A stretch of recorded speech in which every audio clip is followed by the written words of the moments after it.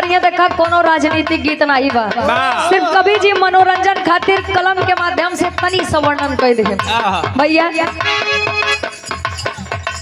कवि जी लिखत है कैसे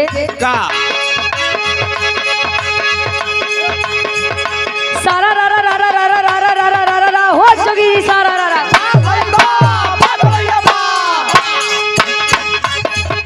होली में खूबे हो माचल धमाल, हो माचल धमाल।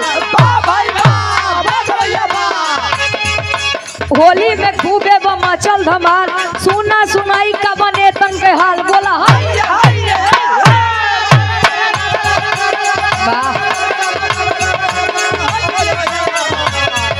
होली में योगी के टूटल चिलम, हो टूटल चिलम। होली में योगी के टूटल चिलम, मिलके सफाई की है नाकों में दम बोला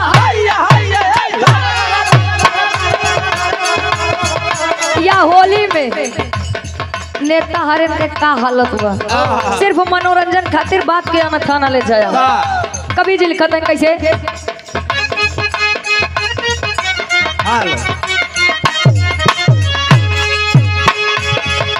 अखिलेश भैया डिम्पल भाभी पर रंगवा खूब बरसावे हो।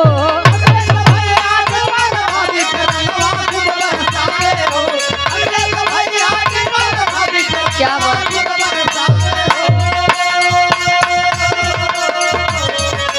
अखिलेश भैया डिम्पल भाभी पर रंगवा खूब बरसावे हो।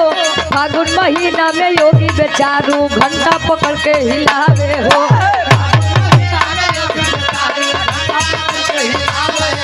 वाह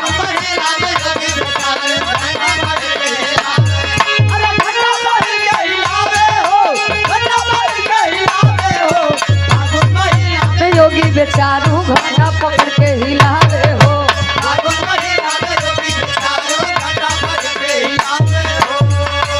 हरी राम यादव होली में उनके हालत खराब बा।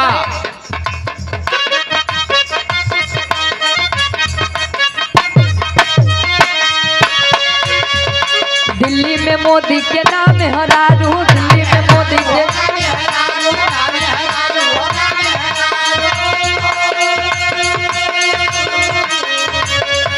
ममता बनर्जी के ताके बेचारू।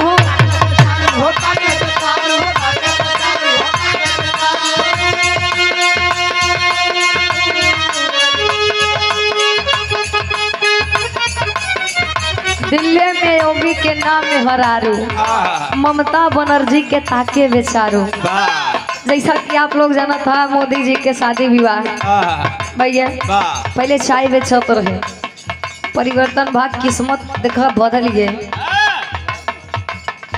आज देश के प्रधानमंत्री है आदरणीय आप नरेंद्र मोदी जी।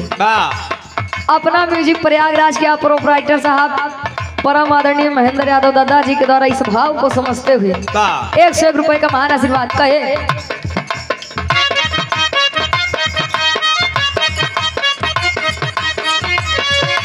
दिल्ली में मोदी के नाम हरारू, दिल्ली में मोदी हो।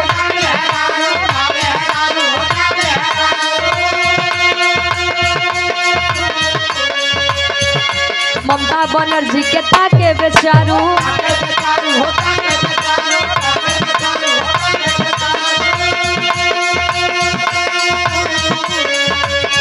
अरे होली के सुख न भेटाई केतनो,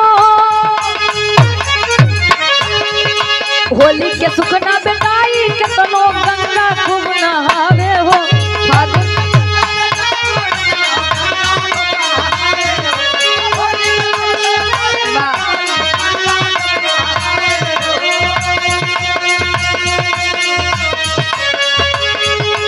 होली के सुख न भेटाई केतनो, गंगा खूब नहावे हो। फागुन महीना में योगी बेचारू घंटा पकड़ के हिलावे हो।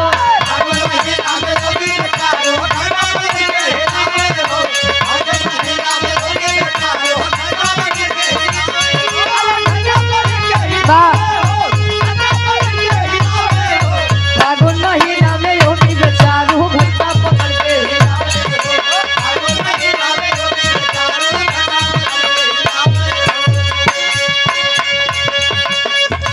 होली के सुख भेटाई न केतनो गंगा केतनो नहाई ले जब, लेकिन होली के पावन पर्व ऐसा पर्व होता है, कहा थे ना कि बुरा न मानो होली है, लेकिन केकरे साथ खेलवा जब लगे कि भैये न बा, जवानी में तो कुछ करबे न बा, बुढ़ौती में हम सब पर ढूंढत। आगे कवि जी लिखत है कैसे,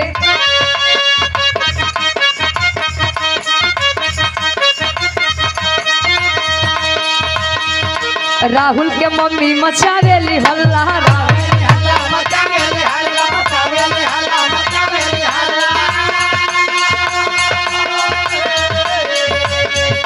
कब तक रहबा तू रड़ुआ ये लल्ला,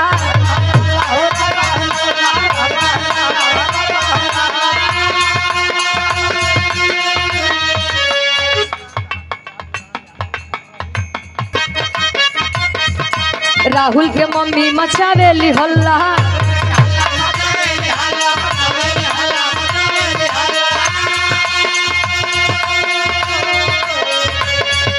कब तक रहबा तू रड़ुआ ये लल्ला।